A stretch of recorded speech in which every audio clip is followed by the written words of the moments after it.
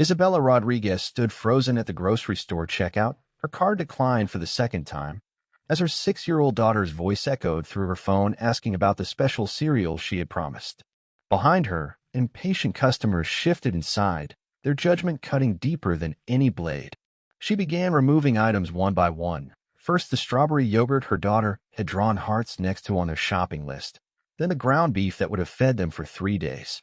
Just when humiliation threatened to swallow her whole, a voice behind her spoke up. "I'd like to pay for her groceries." The well-dressed stranger's simple act of kindness would have been touching enough on its own, but what Isabella didn't know was that this man's life was connected to hers in ways that would defy all logic and belief. This wasn't just a random encounter between strangers. This was the universe finally settling a debt 8 months in the making, a debt that began in a hospital room where Isabella had made a choice that cost her everything she had worked for. The man who stepped forward to help her had no idea that she was the nurse who had fought to save his dying grandfather's life, who had sacrificed her career to expose a criminal conspiracy, who had been blacklisted and destroyed for doing what was right. What happened next would prove that sometimes karma takes its time, but when it finally strikes, it changes everything forever. This is the story of how one act of courage created a chain reaction of justice that no one saw coming. The fluorescent lights buzzed overhead like angry wasps as Isabella Rodriguez pushed her squeaky shopping cart through the pristine aisles of Westfield Market.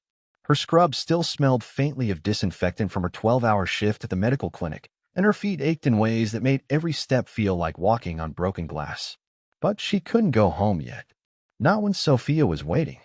28 years old, and Isabella felt like she had lived 3 lifetimes already. Her dark hair was pulled back in a messy bun, strands escaping to frame a face that would have been beautiful if exhaustion hadn't carved permanent shadows under her eyes. She clutched a crumpled piece of paper in her left hand, a grocery list written in purple crayon by her 6-year-old daughter. Sophia had drawn little hearts next to the items she wanted most: strawberry yogurt, goldfish crackers, and that expensive cereal with a cartoon tiger on the box. Isabella's phone buzzed against her hip. She glanced at the screen and saw a text from Mrs. Patterson, her elderly neighbor who watched Sophia after school. Sophia asking about dinner. Should I start something? Her fingers hovered over the keyboard. What could she say? That mommy was standing in aisle 7 trying to figure out if they could afford both milk and bread this week? That the electric bill came in higher than expected, and now every dollar had to be stretched until it screamed? Instead, she typed back, "Be home soon. Thank you for watching her." The grocery store felt different at 9:30 on a Tuesday night. Gone were the harried mothers with screaming toddlers and the business people grabbing lunch. Now it was just the night shift workers, the insomniacs, and people like Isabella who shopped when the rest of the world was settling in for the evening. People who couldn't afford to shop during normal hours because normal hours meant missing work, and missing work meant missing money they couldn't spare. Isabella pulled out her calculator app and started adding. Pasta sauce, $2.49. Generic brand pasta, 99 cents. A loaf of bread, $2.18. Milk, $3.12. The numbers climbed steadily as she placed each item in her cart, but she kept going. Sophia needed proper nutrition, not the ramen noodles and peanut butter sandwiches that had become their staple diet. She reached for the strawberry yogurt Sophia had specifically requested, the one with the hearts drawn next to it on the list. $4.67 for a 6-pack. Isabella stared at the container, doing mental math. If she bought this, she would have to put back something else. Maybe the fresh apples. Maybe the cheese sticks that Sophia loved for lunch. A well-dressed woman brushed past her, designer purse swinging as she tossed 3 containers of organic yogurt into her cart without even glancing at the price. Isabella felt a familiar stab of something that wasn't quite envy, but wasn't quite acceptance either. It was the feeling of living in a world where other people didn't have to choose between their child's happiness and their rent money. Her phone rang, and Sophia's sweet voice filled the narrow aisle. "Mommy, when are you coming home? Mrs. Patterson made mac and cheese, but I saved you some. It's getting cold, though." Isabella's throat tightened. "I'll be home soon, baby. Are you being good for Mrs. Patterson?" "Yes, Mommy." "Did you remember my cereal? The one with Tony the Tiger?" Isabella glanced at the cereal aisle, knowing that box cost almost $6. $6 that could buy 3 cans of soup or 2 pounds of ground beef. "We'll see, sweetheart." Let me finish shopping, okay? Okay, Mommy. I love you to the moon and back. I love you to the moon and back and around all the stars. It was their thing, their special way of saying good night. Isabella had started it when Sophia was 3, during those first desperate months after David left. When Sophia would cry because Daddy wasn't coming home, Isabella would hold her tight and promise that her love was bigger than anything in the universe. Love didn't pay the bills, but it was all she had to give. After hanging up, Isabella continued through the store with renewed determination. She could make this work. She had to make this work. She grabbed the generic cereal instead of the name brand, hoping Sophia wouldn't notice. She chose the marked-down ground beef that expired tomorrow, planning to cook it tonight and stretch it through several meals. Every decision was a calculation, every item a compromise. In the produce section, she picked up a bag of apples, then put them back when she saw they were $3.99. She found a smaller bag for $2.47, even though it meant Sophia would only get one apple in her lunch instead of two. She selected bananas carefully, avoiding the ones that were too ripe but knowing she couldn't afford the perfect ones either. At the far end of the store, a man in an expensive suit was shopping with the kind of casual confidence that came from never having to check prices. Sam Wilson looked every inch the successful businessman he was, from his perfectly tailored charcoal suit to his Italian leather shoes that probably cost more than Isabella made in a month. At 52, he had the distinguished appearance of someone who had worked hard for his success and wasn't ashamed to show it. But tonight, Sam wasn't shopping for himself. His housekeeper, Elena, had been with his family for 15 years, and she was currently home with pneumonia. At 73, she was stubborn enough to insist she could still work, and Sam was stubborn enough to make sure she rested. He had volunteered to pick up her groceries, along with some soup and medicine to help her recover. Sam moved through the store with purpose, checking items off Elena's neatly written list.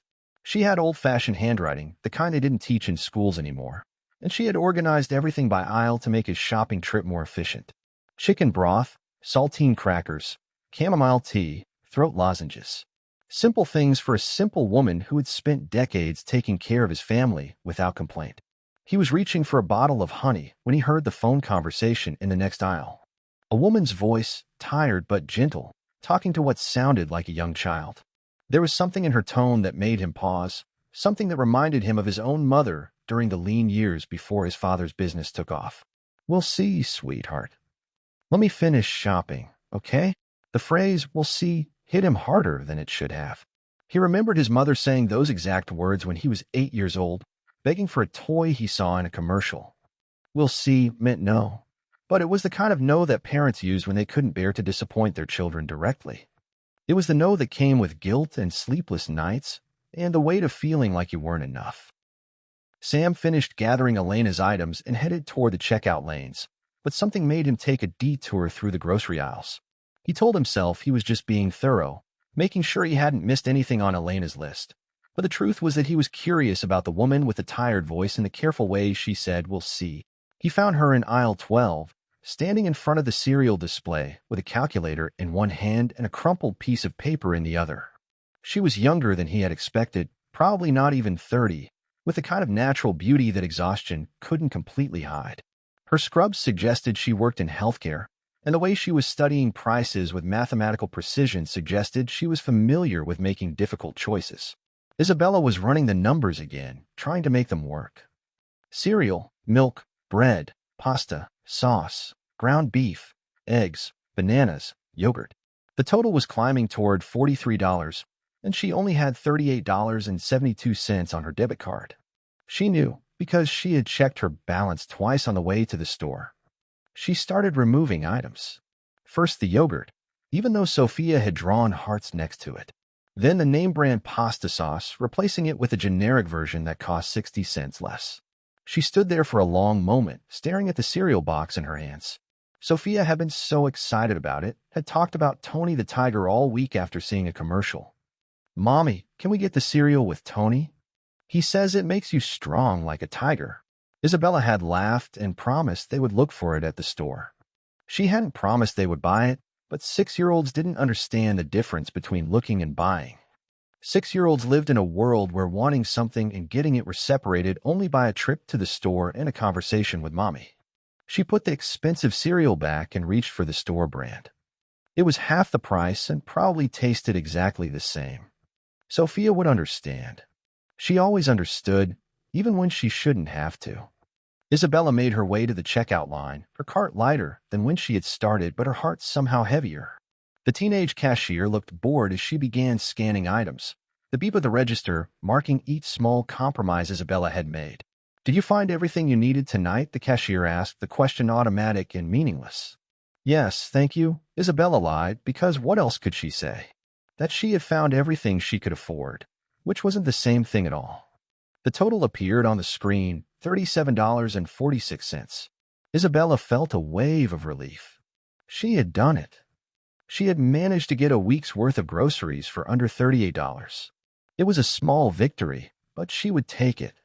She inserted her debit card and entered her PIN, holding her breath the way she always did during these moments.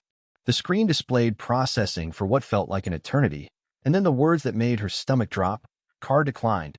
"I'm sorry, it says your card was declined," the cashier said, not unkindly but loud enough that the people behind Isabella in line could hear every word. Isabella's face burned with embarrassment. "That can't be right. Can you try it again?" The cashier swiped the card again, and again it was declined. Behind Isabella, she could hear the shuffle of impatient feet and the subtle sighs of people who had places to be. She was holding up the line, becoming one of those people she had always felt sorry for from a distance. "I'm so sorry," Isabella said, her voice barely above a whisper. "Let me check my balance." She pulled out her phone with shaking hands and logged into her banking app. The number on the screen made her feel sick: $36.18. Somehow she had miscalculated. Maybe it was the automatic payment for her car insurance that she had forgotten about, or maybe it was the overdraft fee from last week that was still pending. It didn't matter now. "I need to remove some items," she said to the cashier, who nodded with the patience of someone who had seen this scene play out countless times. Isabella started pulling things from her bags. The ground beef first, even though it meant Sophia would have to eat pasta with just sauce tomorrow. Then the bananas, even though they were Sophia's favorite fruit. Each item she removed felt like a small failure, a reminder of all the ways she wasn't enough. The people behind her were getting more restless. She could hear someone mutter under their breath about people who didn't know how to manage their money. Another person was checking their watch pointedly, as if Isabella's poverty was a personal inconvenience to them. "Ma'am, you still need to remove about $4 more worth," the cashier said gently. Isabella stared at what was left: pasta, sauce, milk, bread, eggs, and the generic cereal. All necessities, all things Sophia needed. How could she choose which basic need to sacrifice? Her phone rang, and Sophia's voice filled the suddenly quiet checkout lane. "Mommy, are you almost home? I'm getting sleepy, but I wanted to say good night." Isabella turned away from the line, trying to create some privacy in the middle of her public humiliation. "Hi, baby." "Yes, Mommy's almost done shopping." "Did you brush your teeth?" "Yes, and Mrs. Patterson helped me with my homework. We practiced writing my letters. I wrote your name 15 times because Mrs. Patterson said practice makes perfect." "That's wonderful, sweetheart. You're such a smart girl." "Mommy, did you get my cereal? I can't wait to have it for breakfast tomorrow. I'm going to roar like Tony the Tiger." Isabella closed her eyes, feeling the weight of every person watching her, every item she had already removed from her cart, every dollar she didn't have. "We'll see, baby. Let Mommy finish here, okay? Okay, Mommy. I love you to the moon and back. I love you to the moon and back and around all the stars." When she hung up, Isabella turned back to face the checkout line. The cashier was waiting patiently, but the people behind her were less understanding. She could feel their judgment, their irritation, their assumption that she was just another person who couldn't manage her finances properly. What they didn't know was that Isabella was a registered nurse who had worked her way through nursing school while pregnant with Sophia. They didn't know that she had been fired from her last job for refusing to compromise patient care, or that she had been blacklisted from the hospital system for standing up to corruption. They didn't know that she worked 2 jobs now, at a medical clinic during the day and cleaning offices at night, just to keep a roof over her daughter's head. All they saw was a woman in scrubs holding up the line because she couldn't afford her groceries. Isabella reached for the milk, knowing it would break her heart to see Sophia eat dry cereal in the morning. But before she could remove it from the counter, a voice behind her spoke up. "Excuse me, I'd like to pay for her groceries." Isabella turned to see the well-dressed man from the produce section standing behind her. Up close, she could see that he was older than she had initially thought, maybe early 50s, with kind eyes and the sort of presence that suggested he was used to being listened to. "That's very kind, but I can't accept that," Isabella said quickly, her face burning with fresh embarrassment. "Please," Sam said, stepping forward. "I insist. Everyone deserves to go home with groceries for their family." The cashier looked between them uncertainly, and the people in line behind Sam began to murmur among themselves. Isabella felt like she was drowning in attention, in kindness she didn't deserve, and the complicated shame of being rescued. "Really, it's not necessary," she protested. "I can just remove a few more items." But Sam was already handing his credit card to the cashier. "Ring up her groceries with mine," he said firmly, "and add back everything she removed." "Sir, you don't understand," Isabella said, her voice shaking. "This is very generous, but I can't let you do this." Sam looked at her directly, and she saw something in his eyes that wasn't pity. It was recognition, as if he understood exactly what it felt like to stand in this checkout line making impossible choices. "When I was 8 years old," he said quietly, "my mother had to choose between buying me school supplies and buying groceries. A stranger in line behind us paid for both. I never forgot that kindness, and I promised myself that if I ever had the chance to pass it forward, I would." Isabella felt tears threatening, but she forced them back. She had cried enough for one lifetime, had shed enough tears over bills and bank balances and the terrible mathematics of poverty. "I don't know what to say." "You don't have to say anything," Sam replied. "Just go home to your daughter and let her have her cereal in the morning." The cashier finished scanning the items Isabella had removed, adding them back to the total. Sam's credit card went through without any drama, without any hesitation, as easily as breathing. The receipt printed out, and the cashier began bagging everything together. Isabella watched in stunned silence as her groceries were packed into bags. All of them, including the strawberry yogurt with the hearts drawn next to it on Sophia's list. She felt dizzy with gratitude and confusion, and the surreal experience of having a stranger change her evening so completely. "Thank you," she whispered as Sam handed her the receipt. "I don't know how to repay you." "You don't need to repay me," Sam said. "Just take care of your little girl. That's payment enough." Isabella gathered her bags, her hands still shaking slightly. As she turned to leave, she heard Sam talking to the cashier about his own items, his voice calm and normal as if nothing unusual had just happened.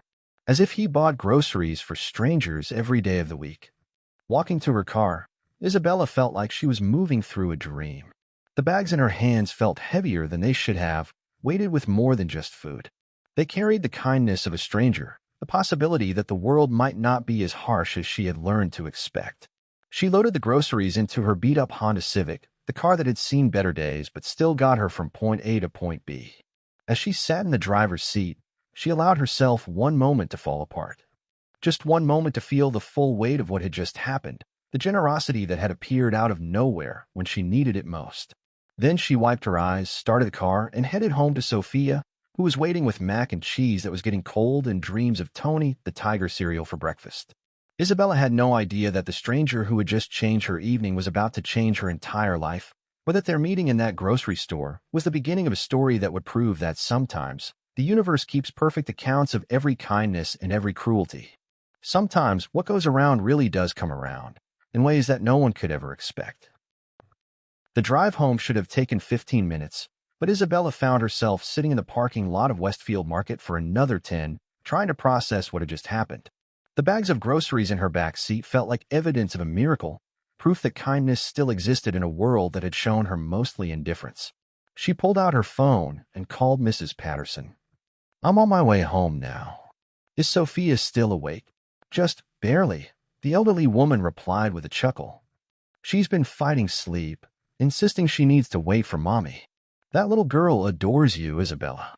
You're doing a wonderful job with her. If only it felt that way." Most days, Isabella felt like she was barely keeping her head above water, making it up as she went along and hoping Sophia wouldn't notice all the ways she was failing as a mother. "Thank you for staying so late, Mrs. Patterson. I really appreciate it." "Nonsense, dear. Sophia is a joy. She told me all about the cereal she's hoping for tomorrow morning. Something about a tiger." Isabella smiled for what felt like the first time in weeks. "She's going to be so excited. I actually managed to get it tonight." What she didn't say was how she had managed to get it. The story felt too strange, too unbelievable to share with anyone else. Who would believe that a complete stranger had stepped in at the exact moment she needed help most? When Isabella finally made it home to her small apartment, Sophia was curled up on the couch in her favorite pajamas, the ones with the unicorns that were getting too small, but that she refused to give up. Her dark hair, so much like Isabella's, was spread across a throw pillow, and her breathing had the deep rhythm of someone fighting sleep and losing. "Mommy!" Sophia sat up as soon as she heard the key in the lock, instantly alert the way only children could be. "Did you get everything on our list?" "I got everything on our list," Isabella confirmed, holding up the bags, "including something special for a little girl who loves tigers." Sophia's eyes went wide. "Really? You got the Tony the Tiger cereal?" "I got the Tony the Tiger cereal." Sophia launched herself off the couch and wrapped her arms around Isabella's waist, squeezing tight. "You're the best mommy in the whole world. I can't wait for breakfast tomorrow. I'm going to eat it and then roar really loud like Tony." "Not too loud," Isabella laughed, ruffling her daughter's hair. "We don't want to wake up the neighbors." Mrs. Patterson gathered her purse and coat, declining Isabella's offer to walk her to her car. "I'm parked right outside, dear. You two have a good night. Sophia, remember what we practiced with your letters." After Mrs. Patterson left, Isabella and Sophia unpacked the groceries together, Sophia chattering excitedly about each item as if they were treasures. The strawberry yogurt earned a particularly enthusiastic response, and Sophia insisted on arranging the containers in the refrigerator herself, making sure they were perfectly aligned. "Mommy, why do you look sad?" Sophia asked suddenly, with the intuitive perception that children sometimes possessed. "Did something bad happen at the store?" Isabella knelt down to Sophia's eye level, brushing a strand of hair away from her daughter's face. "Nothing bad happened, sweetheart. Mommy just had a very surprising night." Sometimes when good things happen unexpectedly, it can make you feel lots of different emotions all at once. Like when I'm happy and excited and nervous, all at the same time before my birthday? Exactly like that. They went through their bedtime routine, Sophia brushing her teeth while Isabella changed out of her scrubs and into pajamas that were soft from too many washings. As they settled into Sophia's narrow bed for story time, Sophia picked out a book about friendship and kindness, as if the universe was determined to keep the evening's theme alive. "Mommy," Sophia said sleepily as Isabella finished reading, "I think there are more good people in the world than bad people. Mrs. Patterson says good people are everywhere if you know how to look for them." Mrs. Patterson is a very wise woman. "Do you think the good people can find us when we need them?" Isabella thought about the stranger in the expensive suit who had appeared at exactly the right moment, who had paid for groceries without expecting anything in return. "I think sometimes they do, baby. I think sometimes they do." Meanwhile, across town in his penthouse apartment, Sam Wilson was having trouble sleeping. The interaction at the grocery store kept replaying in his mind, not because it was unusual for him to help someone in need, but because there had been something familiar about the woman's situation that he couldn't quite place. Sam had grown up understanding financial struggle intimately. His father had built Wilson Technologies from nothing, but the early years had been lean.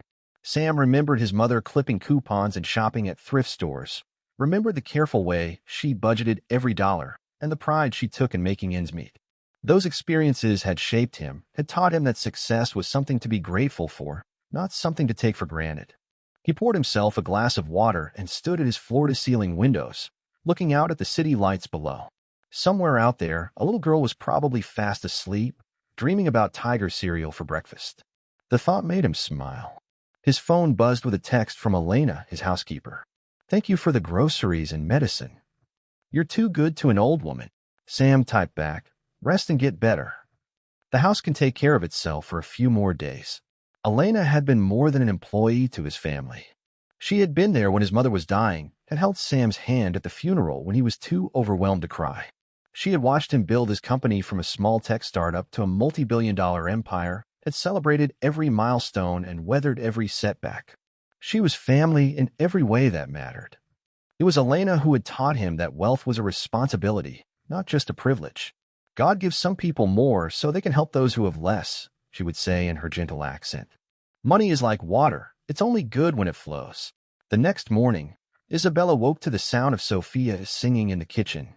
She found her daughter sitting at their small table, a bowl of Tony the Tiger cereal in front of her, making quiet roaring sounds between spoonfuls. Good morning, my little tiger, Isabella said, kissing the top of Sophia's head. Good morning, Mommy. This cereal is the best cereal in the whole world. Tony was right, it does make you feel strong. Isabella made herself a cup of instant coffee and sat down across from Sophia, watching her daughter's joy over something as simple as name-brand cereal. It was moments like this that reminded her why she fought so hard, why she worked 2 jobs and counted every penny and never gave up even when everything felt impossible. Mommy, what's your job like? Sophia asked suddenly. You wear those special clothes and you help people feel better, right? That's right, sweetheart. I'm a nurse. I take care of people when they're sick or hurt. Do you like taking care of people? Isabella considered the question. The truth was complicated. She loved nursing, loved the science and the compassion, and the way medical knowledge could transform someone's life. But she also carried the weight of what had happened at Mercy General Hospital, the reason she was no longer working in the career she had trained for. I love taking care of people, she said finally. It's the most important work I've ever done. What she didn't tell Sophia was that she hadn't been able to do that work for 8 months now, not since the incident that had gotten her fired and blacklisted from every major hospital in the city. The medical clinic where she worked now was different, important in its own way, but not the same as the intensive care unit where she had spent 3 years saving lives and fighting for patients who couldn't fight for themselves. After dropping Sophia off at school, Isabella drove to the clinic where she worked as a medical assistant. It was a step down from her nursing position, both in terms of responsibility and pay, but it was the only medical job she could find after what had happened at Mercy General. Dr. Rebecca Martinez, who ran the clinic, was one of the few people who knew Isabella's full story. She had hired Isabella despite the controversy, recognizing talent and integrity when she saw it. You're glowing this morning, Dr. Martinez observed as Isabella settled into her workstation. Good night. Actually, yes. Something unexpected happened, and it reminded me that there are still good people in the world. Care to elaborate? Isabella told her about the stranger at the grocery store, about the kindness that had appeared exactly when she needed it most. Dr. Martinez listened with the attention she gave to all her patients' stories, understanding that sometimes healing happened in grocery stores as much as in examination rooms. You know what I think?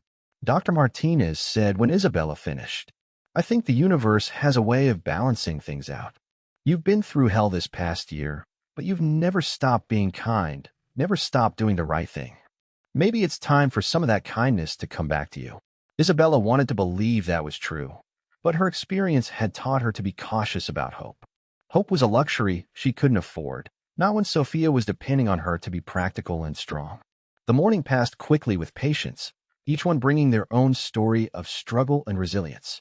Mrs. Thompson, who had been managing diabetes for 20 years with grace and determination. James Foster, a construction worker who had injured his back but couldn't afford to take time off. Maria Santos, who brought her 3 children to every appointment because she couldn't afford childcare. Each patient reminded Isabella why she had become a nurse in the first place, why she had been willing to sacrifice everything to stand up for what was right. Healthcare wasn't just about medicine, it was about dignity, about treating every person as if their life had value regardless of their ability to pay. During her lunch break, Isabella found herself thinking about the man from the grocery store. She realized she hadn't even gotten his name, hadn't properly thanked him for what he had done. The interaction had happened so quickly, and she had been so overwhelmed that the normal courtesies had fallen by the wayside. She wondered what his story was, what had motivated him to help a complete stranger. He had mentioned his own mother's struggle when he was 8, had talked about a promise to pass kindness forward. It suggested someone who understood hardship from personal experience, not just observation. Meanwhile, Sam was in his corner office on the 52nd floor of Wilson Technologies, trying to focus on quarterly reports but finding his mind wandering to the events of the previous evening. There had been something about the woman at the grocery store that nagged at him, something beyond the obvious compassion he felt for anyone in her situation. It was the phone call with her daughter that kept replaying in his mind.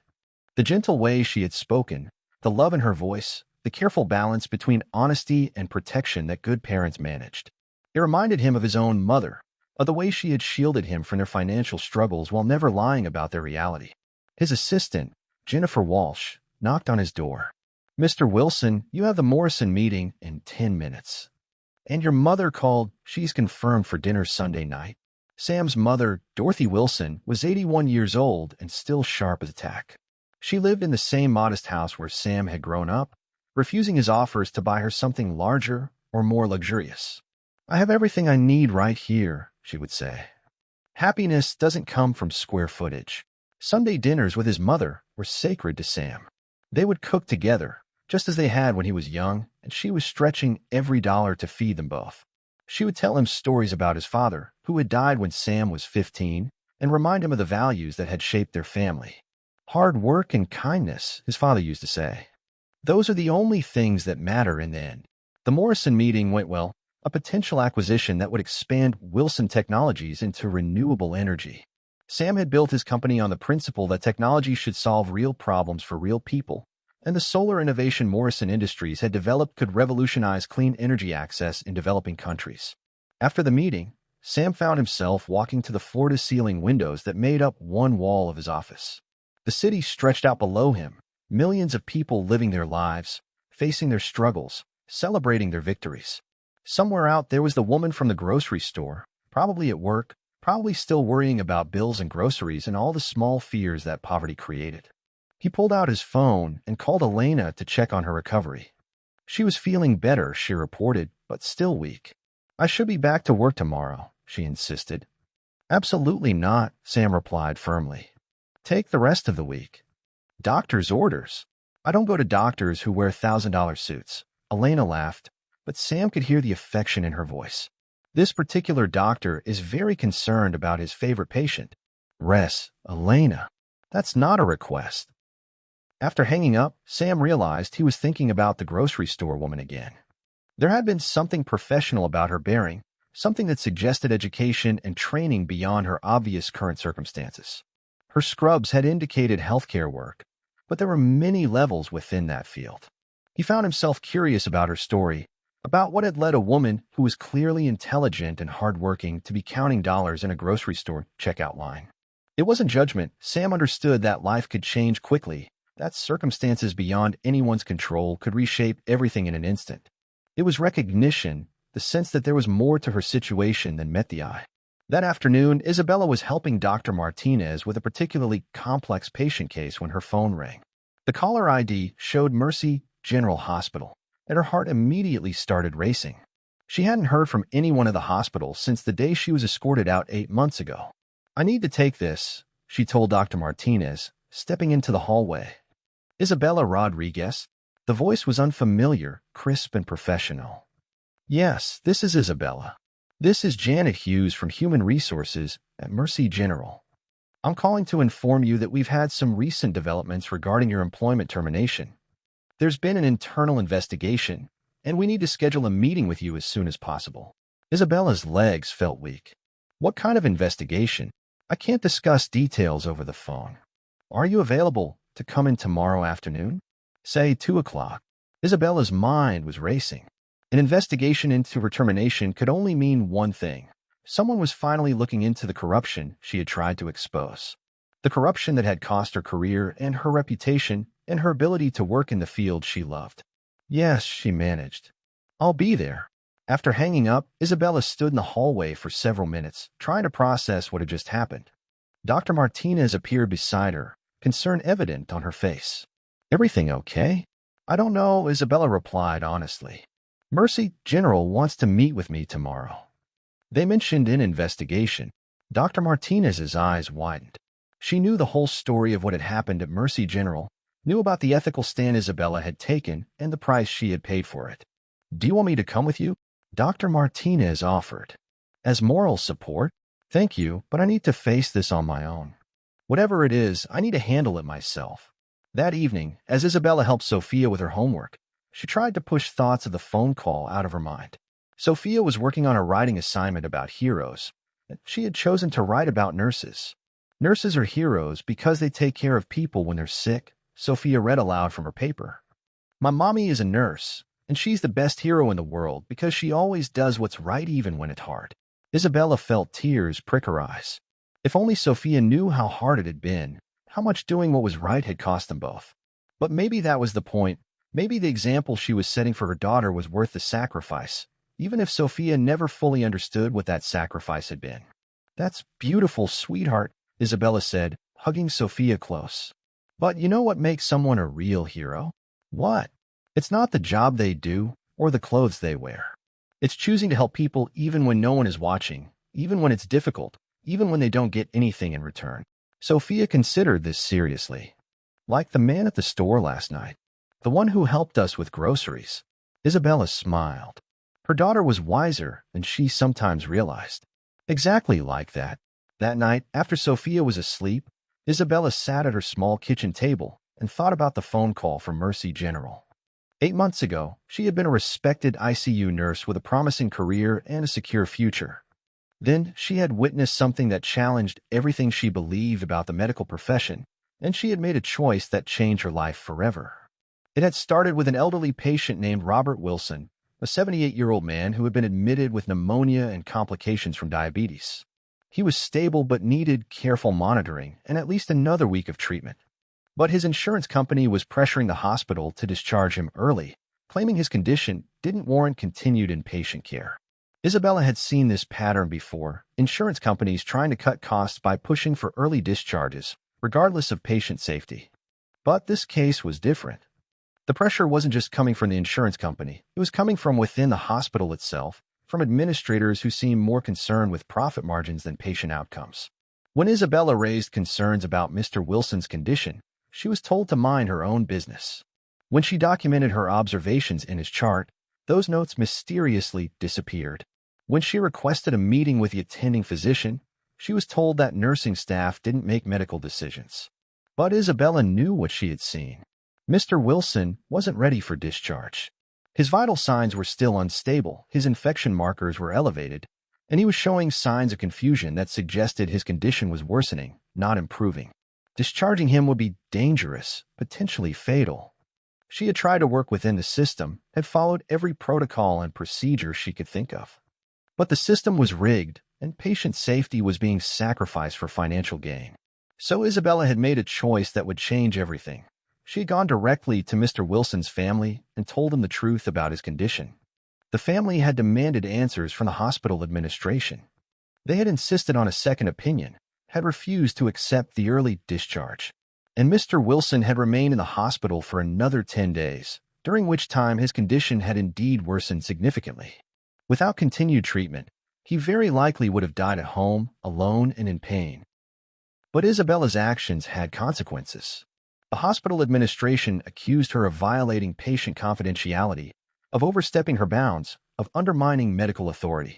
They painted her as a troublemaker who couldn't follow rules, as someone who put her own judgment above established procedures. The truth was more complicated. Isabella had exposed a pattern of corruption that went far beyond one patient.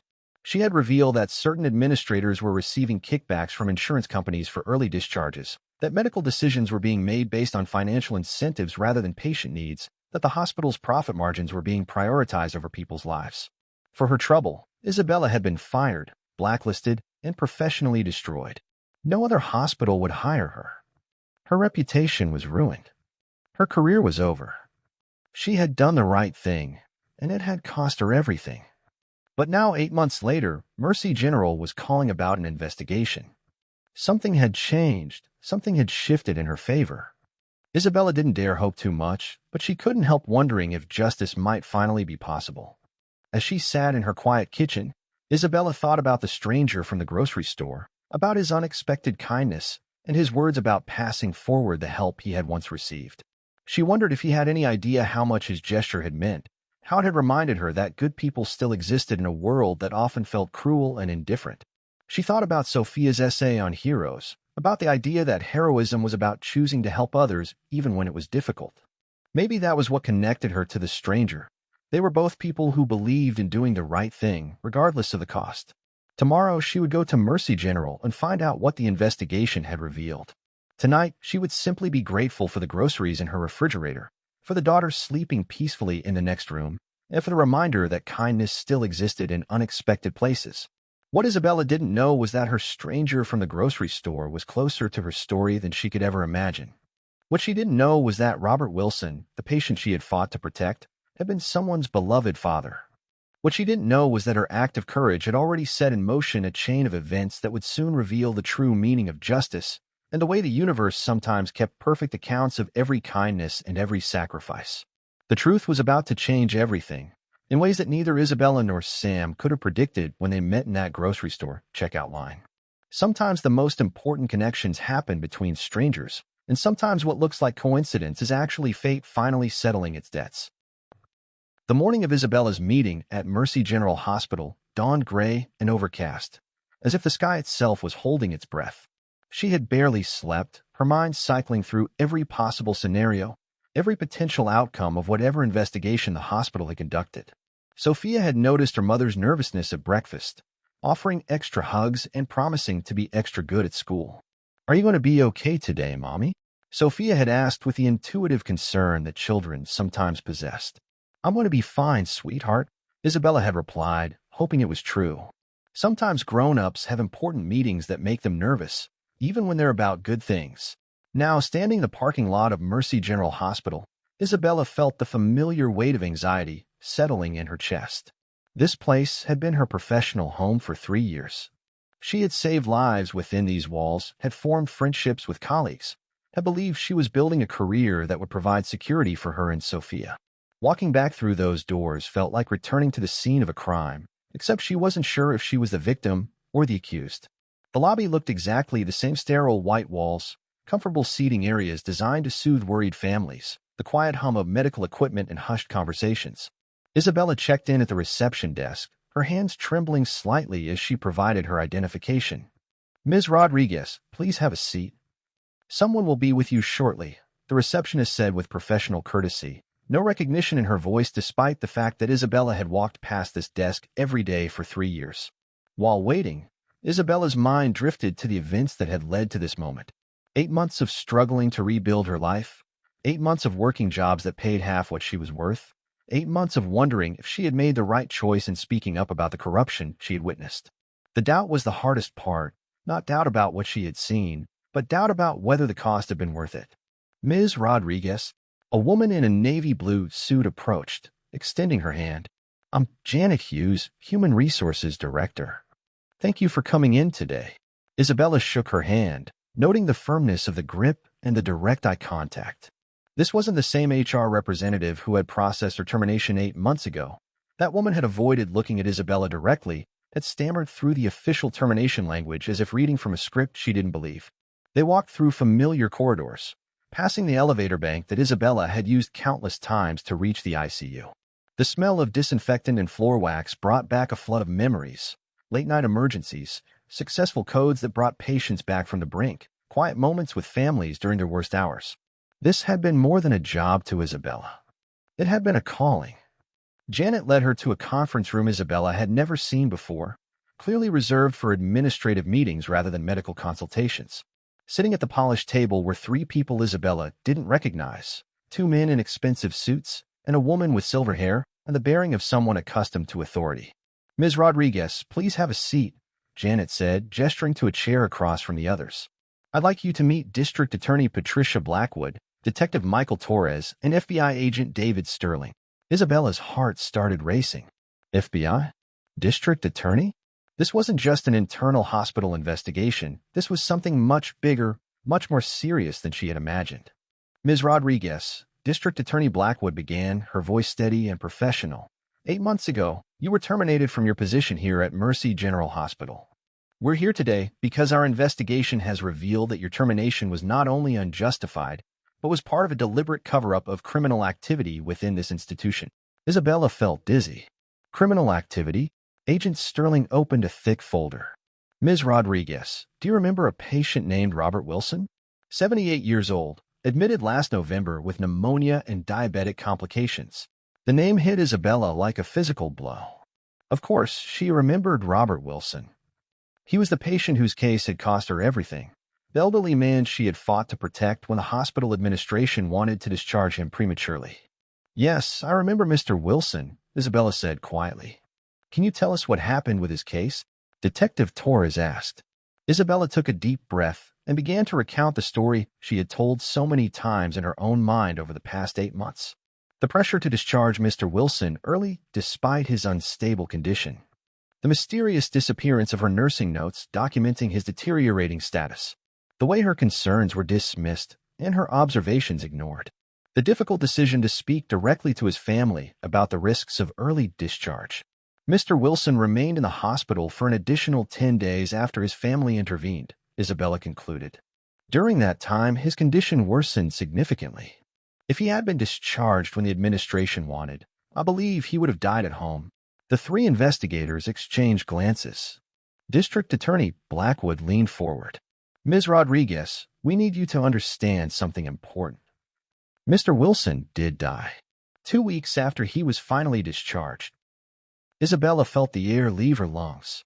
She had often wondered what had happened to Mr. Wilson after his discharge, had hoped that the extra time in the hospital had given him the chance to recover fully. Learning that he had died anyway felt like a personal failure, even though she knew she had done everything possible to protect him. However, Agent Sterling continued, the medical examiner's report showed that the additional time in the hospital likely extended his life by several weeks and allowed him to spend quality time with his family before his condition became terminal. Without your intervention, he would have died alone, in pain, and much sooner. We need you to understand, Detective Torres added, that your actions didn't cause his death. In fact, they prevented a much worse outcome. But more importantly, your willingness to speak up exposed a criminal conspiracy that we've been investigating for the past 6 months. District Attorney Blackwood opened another folder. Ms. Rodriguez, are you familiar with Dr. Mitchell Hayes, the chief administrator here at Mercy General? Isabella nodded. Dr. Hayes had been one of the people pushing hardest for Mr. Wilson's early discharge, one of the administrators who had made her working life impossible after she spoke up. Dr. Hayes has been arrested on charges of healthcare fraud, insurance fraud, and conspiracy, District Attorney Blackwood continued, along with 3 other hospital administrators and 2 insurance company executives. They were operating a scheme where the hospital received financial kickbacks for early patient discharges, regardless of medical necessity. Isabella stared at them in shock. Arrested? The scheme netted them over $2 million in illegal payments over the past 3 years, Agent Sterling explained. Hundreds of patients were discharged prematurely, and at least 12 of those patients died as a direct result of inadequate care. Robert Wilson was one of them, but thanks to your intervention, he lived longer than he would have otherwise. Your testimony and the documentation you provided to Mr. Wilson's family started this entire investigation, Detective Torres said. Without your courage in speaking up, these people would still be putting profits over patient lives. Isabella felt overwhelmed. For 8 months, she had questioned her decision, had wondered if she had thrown away her career for nothing. Now she was learning that her actions had exposed a criminal conspiracy and potentially saved countless lives. There's more, Janet Hughes said, speaking for the first time since the introductions. The hospital board has reviewed your termination and determined it was completely unjustified. We're prepared to offer you full reinstatement to your position, with back pay for the 8 months you were unemployed, and a formal apology for the way you were treated. We're also recommending you for the State Board of Nursing's Excellence in Patient Advocacy Award, District Attorney Blackwood added. What you did took tremendous courage, and it made a real difference. Isabella sat in stunned silence, trying to process everything she was hearing. Reinstatement, back pay, recognition instead of punishment, justice instead of injustice. It felt surreal after 8 months of struggle and doubt. There's one more thing, Agent Sterling said.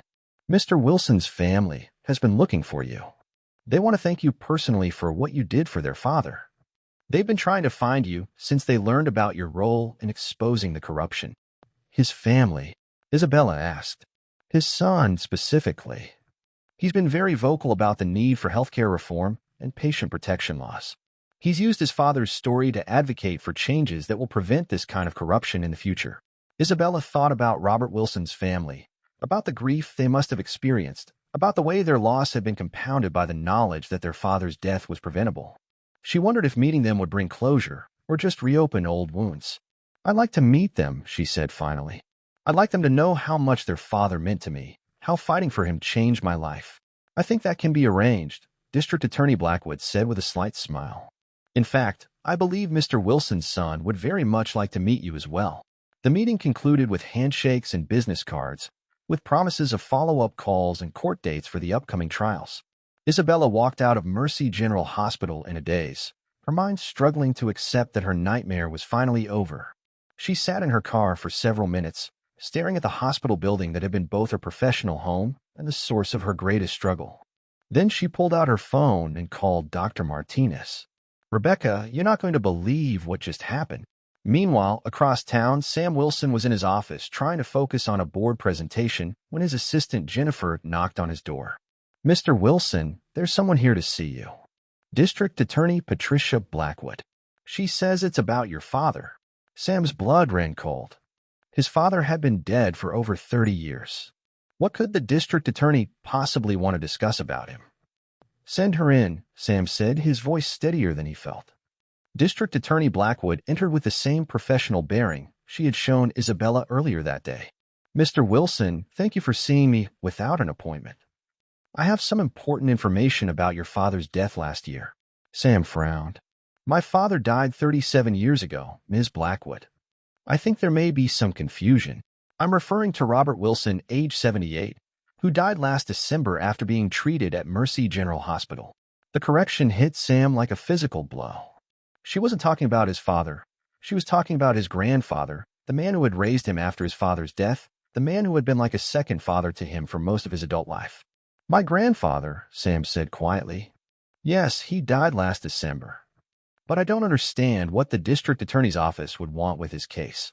Mr. Wilson, your grandfather was a victim of healthcare fraud. His death was the result of a criminal conspiracy involving hospital administrators and insurance companies who prioritize profits over patient care." Sam listened in growing horror as District Attorney Blackwood explained the scheme that had been uncovered, the way his grandfather had been scheduled for premature discharge despite his deteriorating condition, the criminal conspiracy that had put money ahead of human lives. "However," she continued, "there was one person who fought for your grandfather, who refused to let him be discharged when it wasn't medically appropriate. A nurse named Isabella Rodriguez risked her career to protect your grandfather and speak up about the corruption she witnessed." Isabella Rodriguez. The name sounded familiar, but Sam couldn't place it. Ms. Rodriguez was fired for her actions, blacklisted from working in hospitals, and has spent the past 8 months struggling to rebuild her life. But her courage in speaking up started the investigation that brought down this criminal conspiracy. "Where is she now?" Sam asked. "I'd like to thank her for what she did for my grandfather. She's been working as a medical assistant at a community clinic. Single mother, making ends meet however she can. The hospital has offered her reinstatement, but the past 8 months have been very difficult for her." Sam felt a strange sensation, as if pieces of a puzzle were starting to click into place. "Can you describe her?" "This nurse who helped my grandfather." District Attorney Blackwood consulted her notes. 28 years old, Hispanic, single mother of a 6-year-old daughter. She's been living in the Riverside apartment complex, working multiple jobs to make ends meet. The grocery store. The woman with the tired eyes and the gentle voice, talking to her daughter about cereal. The woman whose groceries he had paid for just 2 nights ago. "Ms. Blackwood," Sam said, his voice barely above a whisper. "I think I've met Isabella Rodriguez." 2 hours later, Sam was standing outside the community clinic where Isabella worked, his heart pounding with a mixture of nervousness and anticipation. He had asked District Attorney Blackwood to arrange this meeting, but now that he was here, he wasn't sure how to begin. Isabella emerged from the clinic at exactly 5:30, looking tired but less burdened than she had 2 nights ago at the grocery store. She was walking toward her Honda Civic when she noticed a familiar figure standing near her car.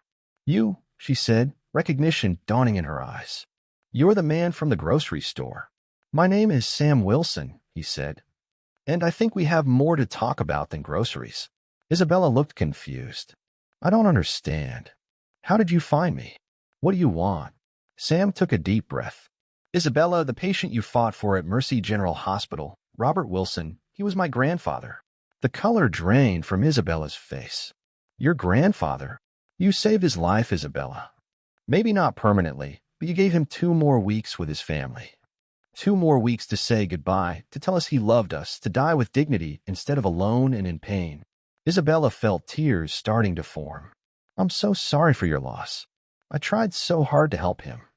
I knew he wasn't ready for discharge. I knew something was wrong. I'm sorry I couldn't do more." "You did everything," Sam said, his own voice thick with emotion. "You sacrificed your career to protect a man you barely knew. You stood up to corruption and intimidation because you believed his life had value. You gave us the gift of time with him, and you exposed a system that was killing people for profit.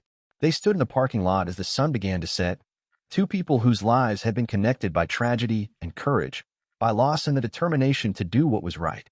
"I can't believe this," Isabella said. "The man who helped me at the grocery store is the grandson of the patient who cost me my job." "It wasn't a coincidence," Sam said. "I don't believe in coincidences anymore. I think my grandfather brought us together, made sure I was in that grocery store at exactly the right moment to help the woman who had helped him." Isabella wiped tears from her eyes. "The district attorney told me you've been advocating for healthcare reform, using your grandfather's story to push for changes. I've been trying to honor his memory by making sure what happened to him doesn't happen to anyone else. But I didn't know the name of the nurse who had fought for him. I've been looking for you for months, wanting to thank you. And I've been wondering if I did the right thing, if the cost was worth it." "It was worth it," Sam said firmly. "Every sacrifice you made was worth it. You saved my grandfather from dying alone and afraid. You exposed criminals who were killing people for money. You showed incredible courage, and now justice is finally being served." They talked for another hour in that parking lot, sharing stories about Robert Wilson, about the investigation, about the 8 months of struggle that had led to this moment. As darkness fell around them, Isabella finally understood that her ordeal was truly over, that justice had prevailed, and that sometimes the universe really did keep perfect accounts. "There's something else," Sam said as their conversation wound down. "I'd like to offer you a job." Isabella looked surprised. "A job?" "Wilson Technologies has been looking for a director of corporate ethics and employee wellness. Someone who understands what it means to stand up for what's right, even when it's difficult. Someone who knows how to protect people who can't protect themselves. I'm a nurse, not a business executive. You're someone who fought corruption and won. You're someone who put principles before profits. Those are the qualifications that matter most." Isabella stared at him, hardly believing what she was hearing. "Are you serious? The salary is $200,000 a year, plus benefits and stock options. You'd be responsible for developing policies that protect employees, ensuring ethical business practices, and creating programs that support workers and their families. $200,000. More money than Isabella had ever imagined making. Enough to give Sophia opportunities she had only dreamed of. Enough to build the kind of life she had thought was impossible. "I don't know what to say." "Say yes," Sam smiled. "Say yes, and let's change the world together." 6 months later, Isabella Rodriguez stood in the boardroom of Wilson Technologies, presenting the quarterly report on the company's new employee wellness initiatives. The programs she had developed were already being copied by other companies, her advocacy work was being recognized nationally, and Sophia was thriving in a new school with opportunities Isabella had never imagined possible. Sam sat at the head of the conference table, watching Isabella command a room with the same quiet authority she had shown as a nurse. She had found her calling in this new role, using her medical background and her experience with institutional corruption to create systems that protected workers and their families. After the meeting, they walked together toward the elevator. "How does it feel?" Sam asked. 6 months in your new life? "Like a dream I'm afraid I'll wake up from," Isabella admitted. "Sophia is happy. I'm doing work that matters, and I feel like myself again for the first time in almost a year."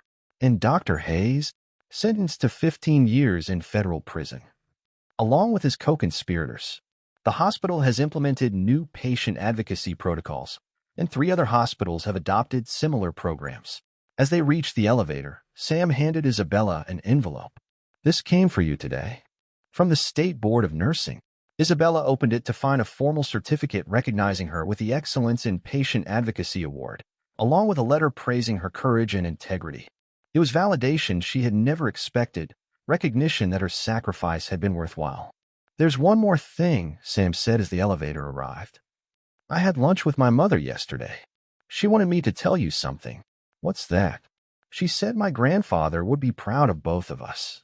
Proud that his death led to justice. Proud that his story brought 2 people together who were meant to help each other. Proud that something good came from something so painful." As Isabella rode the elevator down to pick up Sophia from her new after-school program, she thought about the chain of events that had brought her to this moment. A corrupt hospital administration. A dying patient who needed an advocate. A chance encounter in a grocery store. A billionaire CEO who turned out to be connected to her story in ways she never could have imagined. It had been the longest and most difficult year of her life, but it had also been the year that taught her the true meaning of justice. Sometimes doing the right thing cost everything you had. But sometimes, if you were lucky and if you never stopped believing in goodness, the universe found a way to pay you back with interest. That evening, as Isabella and Sophia sat at their new dining table in their new house, Sophia looked up from her homework with a serious expression. "Mommy, do you remember when you told me that heroes are people who help others even when it's hard?" "Yes, sweetheart. I think you're the biggest hero in the whole world. And I think Mr. Sam is a hero too, because he helped us when we needed help most." Isabella smiled, thinking about the grocery store checkout line that had changed everything, about the stranger who had appeared at exactly the right moment, about the grandfather she had never met but who had somehow brought them all together. "I think you're right, Sophia. I think heroes come in all shapes and sizes, and sometimes they show up exactly when you need them most." Outside their window, the city lights twinkled like stars, each one representing a life, a story, a chance for kindness to triumph over cruelty. Somewhere out there, other people were facing their own struggles, making their own difficult choices, standing up for what was right even when it cost them everything. And sometimes, if they were very lucky, the universe would find a way to reward their courage, to show them that justice really did exist, and that every act of kindness really did come back around in the end. The story of Isabella Rodriguez and Sam Wilson was proof that miracles still happened, that good people still existed, and that sometimes the most powerful force in the world was simply the decision to do what was right, no matter what it cost.